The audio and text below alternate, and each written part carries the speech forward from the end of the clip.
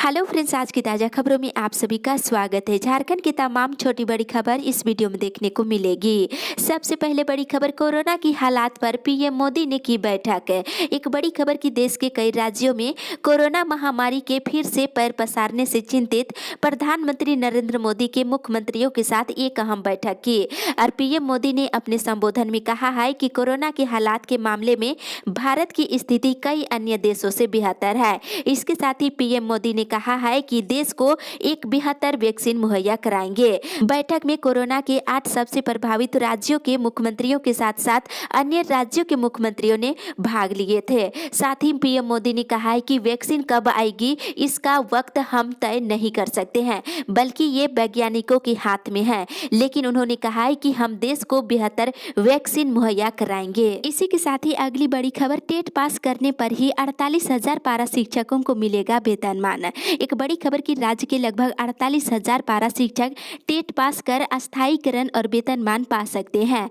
पारा शिक्षकों के वेतनमान देने के लिए परीक्षा का स्वरूप क्या हो, इस संबंध में झारखंड शिक्षा परियोजना ने महाधिवक्ता से राय लेकर पारा शिक्षकों के लिए सेवा शर्त नियमावली तैयार किया है। इसमें पारा शिक्षकों की वेतनमान और स्थायीकरण का प्रावधान किया गया है। और वहीं राज्य के पारा शिक्षकों में से 13,000 पारा शिक्षकों ने टेट पास किए हैं और जिन पारा शिक्षकों ने टेट पास नहीं किए हैं उसे टेट पास करना होगा, तभी उन सभी पारा शिक्षकों के सेवा अस्थायीकरण और वेतनमान का लाभ मिल सकता है। इसी के साथ ही अगली बड़ी खबर, मौसम विभाग से झारखंड में चक्रवात का दिखेगा असर, आज और कल हो सकती है बारिश।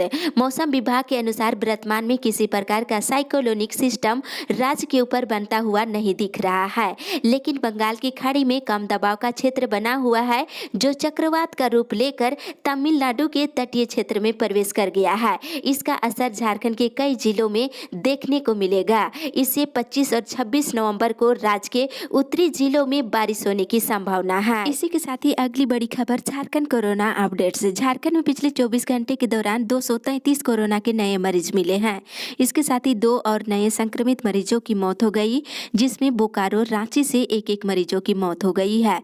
आज तक राज्य में कोरोना से मरने वालों की संख्या बढ़कर के 955 हो गई है।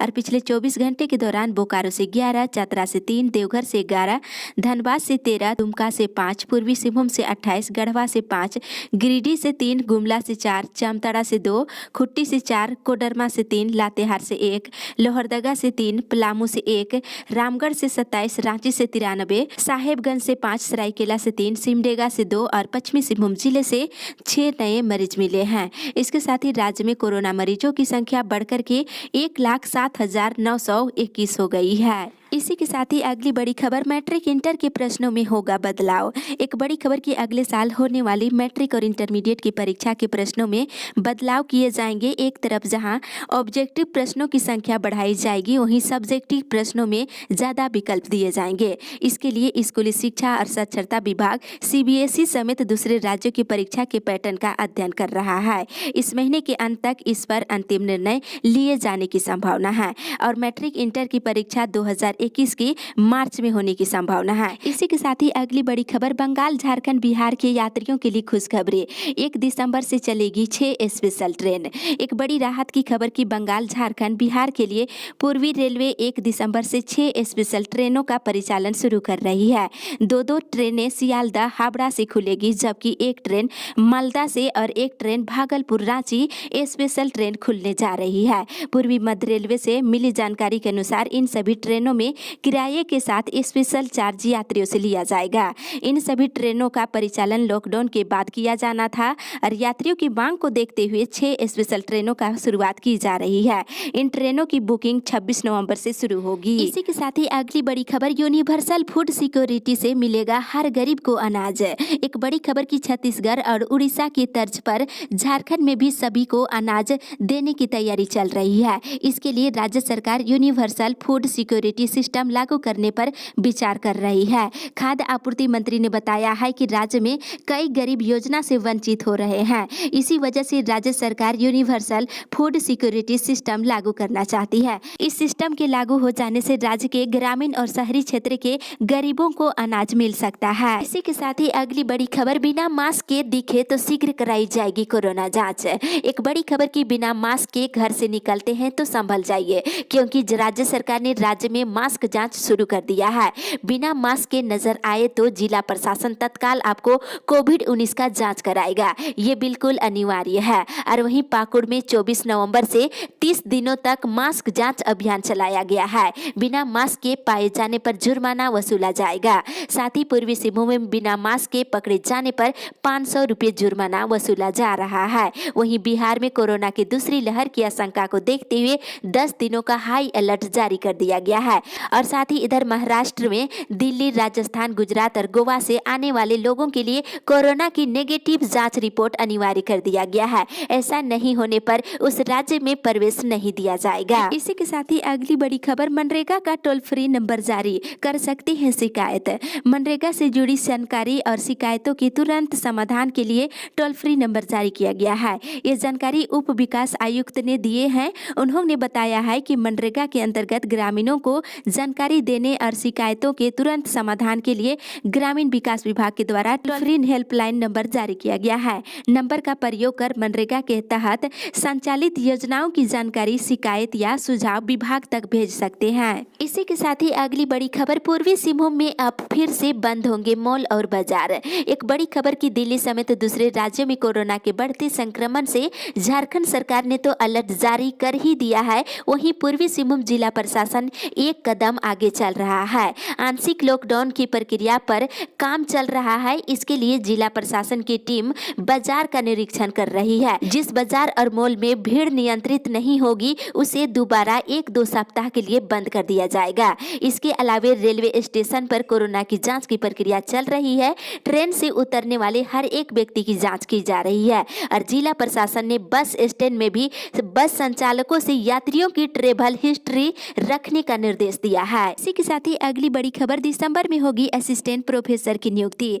रिम्स में असिस्टेंट प्रोफेसरों की नियुक्ति दिसंबर महीने में की जाएगी। इसके लिए रिम्स निदेशक ने इंटरव्यू के लिए जेपीएससी चेयरमैन से तिथि तय करने की मांग किए हैं। इंटरव्यू की तिथि तय होने पर एक्सपर्ट डॉक्टरों को बाहर से बुलाया जाएगा। अगले महीने इंटरव्यू की प्रक्रिया पूरी कर ली जाएगी। वहीं दूसरी ओर रिम्स में 372 पदों पर नर्सों की नियुक्ति को लेकर के रिम्स प्रबंधन ने राज्य सरकार से अनुमति की मांग की है। इसी के साथ ही अगली बड़ी खबर, कल रहेगी हड़ताल, आज ही निपटाले सारा काम। सेंट्रल ट्रेड यूनियन के आह्वान पर 26 नवंबर को राष्ट्रव्यापी हड़ताल घोषित किया गया है। इसको लेकर नोटिस भी जारी कर दिया गया है। केंद्र सरकार की नीतियों का पुरजोर विरोध किया जाएगा। और साथ ही हड़ताल को देखते हुए आज ही आवश्यक कार्य कर सकते हैं। सभी कार्यालय कल बंद रहेंगे। इसी के साथ ही अगली बड़ी खबर, मुआवजा के लिए आधार और बैंक खाता, जाति प्रमाण पत्र अनिवार्य। ST/SC अत्याचार संबंधित वादों की हुई समीक्षा। एक बड़ी खबर की उपायुक्त उमाशंकर सिंह ने कहा है कि अनुसूचित जाति और जनजाति के लोग जो पीड़ित है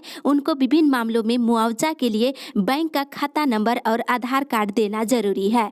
मंगलवार को समाहरणालय में अनुसूचित जाति, अनुसूचित जनजाति अत्याचार निवारण अधिनियम के तहत जिला स्तरीय सतर्कता और मॉनिटरिंग समिति की समीक्षा में ये बातें उपायुक्त ने कहा है। अगली बड़ी खबर, मेधा छात्रवृत्ति लेनी है तो 30 तक करे आवेदन।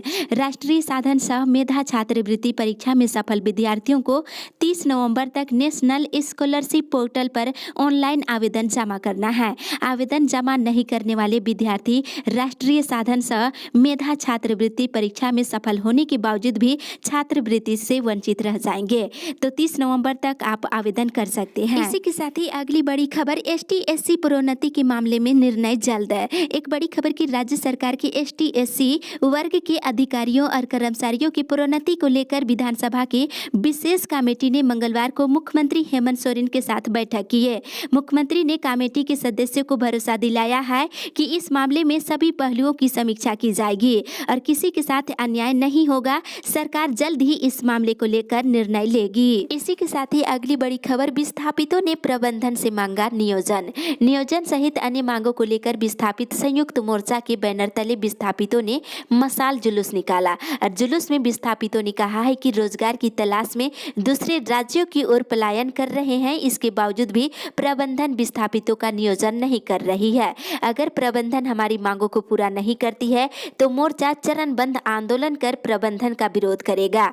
आज प्रशासनिक भवन के मुख्य गेट को जाम किया जाएगा। इसके बावजूद भी मांगे पूरी नहीं होती है तो 26 नवंबर को बीसीएल की सीजी गेट को जाम किया जाएगा और 27 नवंबर को प्लांट के सभी गेटों को जाम किया जाएगा। इसी के साथ ही अगली बड़ी खबर, बीबीएम कॉलेज में छात्रों का हंगामा। गरीब छात्रों का सेमेस्टर 2 और सेमेस्टर 4 में फीस माफ न करने से आक्रोशित छात्रों ने मंगलवार को बीबीएम कॉलेज में जमकर हंगामा किए हैं। वहीं मैट्रिक इंटर परीक्षा 2022 के लिए पंजीयन फॉर्म और कक्षा 9 और 11वीं बोर्ड की परीक्षा 2021 के लिए परीक्षा फॉर्म अब बिना विलंब शुल्क के 2 दिसंबर तक जमा किया जा सकता है। तिथि बढ़ा दी गई है। साथ ही इधर एलएलबी सेमेस्टर 2 का और 4 का रिजल्ट जारी कर दिया है। विनोद बिहारी महतो कोयलांचल विश्वविद्यालय धनबाद ने एलएलबी सेमेस्टर 2 और सेमेस्टर 4 का रिजल्ट जारी कर दिया है। साथ ही इधर धनबाद बोकारो के डिग्री कॉलेजों के डिग्री सेमेस्टर 2 और 4 का ऑनलाइन परीक्षा फॉर्म छात्र छात्राएं 5 दिसंबर तक भर सकते हैं। और वहीं रांची विश्वविद्यालय के अंतर्गत बीएस कॉलेज लोहरदगा के स्नातकोत्तर सेमेस्टर 1 के सभी विषयों का रिजल्ट जारी करने की मांग को लेकर